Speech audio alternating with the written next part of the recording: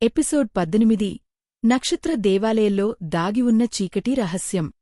విహాన్ నెమ్మదిగా నక్షత్ర దేవాలయం లోపల అడుగుపెట్టాడు. దేవాలయం లోపల గాలి చల్లగా ఉంది. చుట్టూ పెద్ద రాతి స్తంభాలు కనిపిస్తున్నాయి.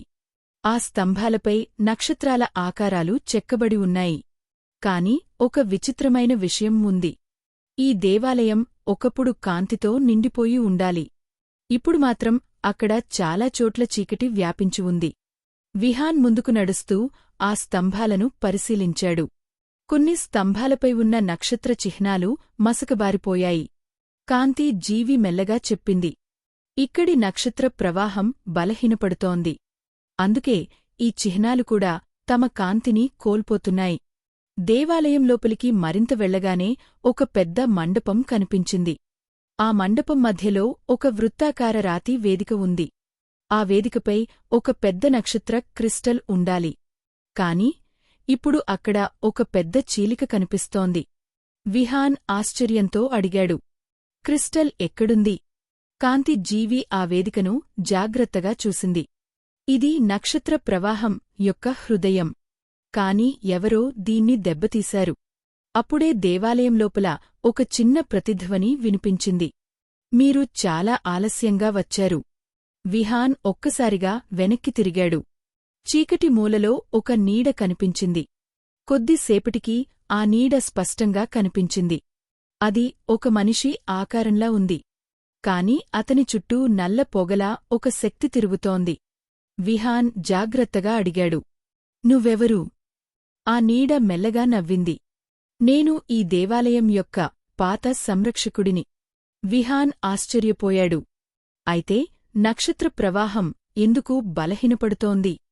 ఆ సంరక్షకుడు నిశ్శబ్దంగా కొద్దిసేపు నిలబడ్డాడు. తర్వాత మెల్లగా చెప్పాడు, ఎందుకంటే ఈ ప్రపంచం తన కాంతిని మర్చిపోయింది. విహాన్ అర్థం కాక అడిగాడు, అది అంటే? చాలా కాలం క్రితం ఈ ప్రపంచంలోని ప్రజలు నక్షత్రాల శక్తిని గౌరవించేవారు. కాని ఇప్పుడు వారు ఆ శక్తిని మర్చిపోయారు. అతని కళ్లలో ఒక విచిత్రమైన కాంతి కనిపించింది. అందుకే నేను ఈ ప్రవాహాన్ని ఆపేశాను. కాంతి జీవి కోపంగా చెప్పింది, ప్రవాహాన్ని ఆపడం వల్ల మొత్తం ప్రపంచం నశించిపోతుంది. ఆ నీడ మెల్లగా నవ్వింది. అప్పుడు మాత్రమే వారు దాని విలువను తెలుసుకుంటారు. విహాన్ ముందుకు వచ్చాడు. లేదు, ఒక ప్రపంచాన్ని కాపాడటానికి దాన్ని నాశనం చేయడం సరైన మార్గం కాదు. అతని చేతిలోని సంగమ ముద్ర మెల్లగా ప్రకాశించడం ప్రారంభించింది. దేవాలయం లోపల గాలి ఒక్కసారిగా కదిలింది. విహాన్ గట్టిగా అన్నాడు, ప్రవాహం తిరిగి ప్రవహించాలి. ఆ సంరక్షకుడి కళ్లలో ఆశ్చర్యం కనిపించింది. సంగమ సంరక్షకుడా, నువ్వు నిజంగా ఈ ప్రవాహాన్ని మళ్లీ వెలిగించగలవా?